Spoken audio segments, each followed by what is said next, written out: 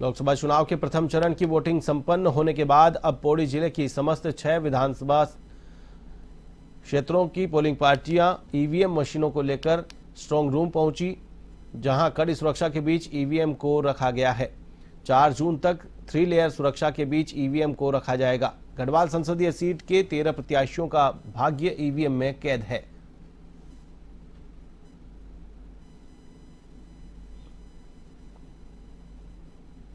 Vote प्रतिशत जो है हमारा कल की जो रिपोर्ट थी उसमें 49.18% था, लेकिन अभी की जो रिपोर्ट है 170 टीम्स हमारी हालांकि आनी बाकी हैं, लेकिन जो अभी पोलिंग परसेंटेज है या वोटर टर्नआउट है वो 50.84 है, जो कि लास्ट इलेक्शंस के लगभग बराबर है। तो अगले कुछ टाइम में हमारी स्थिति और क्लियर हो जाएगी। इसमें बहिष्कार हमें लगभग 50 बूथों के बारे में पहले पता था और उन पे लगातार उनसे बातचीत करते हुए उनकी जो मांगे थी या उनके जो इश्यूज थे उनको एड्रेस करने का और उन्हें सकारात्मक रूप से समझाने। नैनीताल उधम सिंह नगर लोकसभा से भाजपा के प्रत्याशी और केंद्रीय मंत्री अजय भट्ट ने कहा कि भले ही मतदान प्रतिशत कम रहा हो, लेकिन लोगों का पूरा रुझान भाजपा के प्रति रहा है और भाजपा केवल नैनीताल ही नहीं बल्कि सभी लोकसभा सीटों को भारी बहुमत के साथ जीतने वाली है।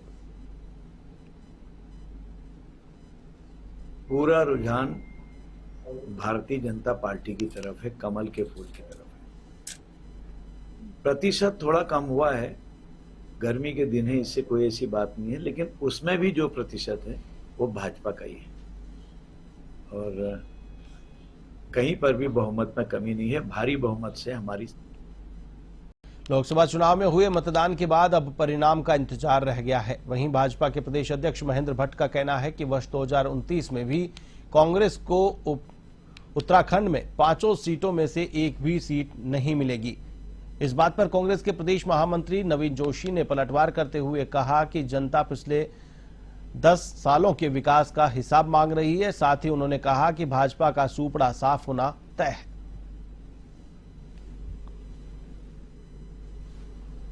यही है, क्योंकि कांग्रेस जब 2 बार से ज्यादा कहीं सत्ता में नहीं रहती है तो कांग्रेस समाप्त हो जाती है। अनेकों राज्यों उदाहरण, उत्तर प्रदेश देख लीजिए आप पश्चिम बंगाल में देख लीजिए, तो कांग्रेस तो विषय समाप्त हो गया है। अब कांग्रेस अपने अस्तित्व की लड़ाई लड़ ले कभी, तो मैं कह नहीं सकता हूँ, लेकिन स्थिति उत्तराखंड के अंदर यह है कि कांग्रेस अब कभी भी लंबे समय तक इस राज्य में स्थापित होने की स्थिति। जनता अपना हिसाब मांग रही है 10 सालों का। जो कांग्रेस के शासनकाल में जो योजनाएं स्वीकृत हुई थी, जो काम हुए थे, उसके अलावा कोई भी काम प्रदेश के अंदर नहीं हुआ। आपने इन्वेस्टर समिट इतना बड़ा उत्तराखंड के अंदर किया, लाखों करोड़ों रुपए उनकी आवभगत में आपने खर्च किए। आप बताइए कितना इन्वेस्टमेंट उत्तराखंड जनता।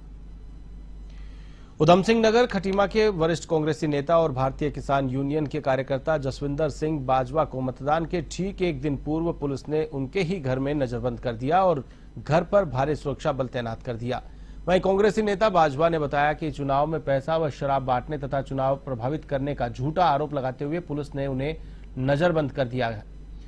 उन्होंने अपना मतदान भी पुलिस के सुरक्षा घेरे में किया। मतदान करने के बाद उन्हें फिर से नजरबंद कर दिया गया।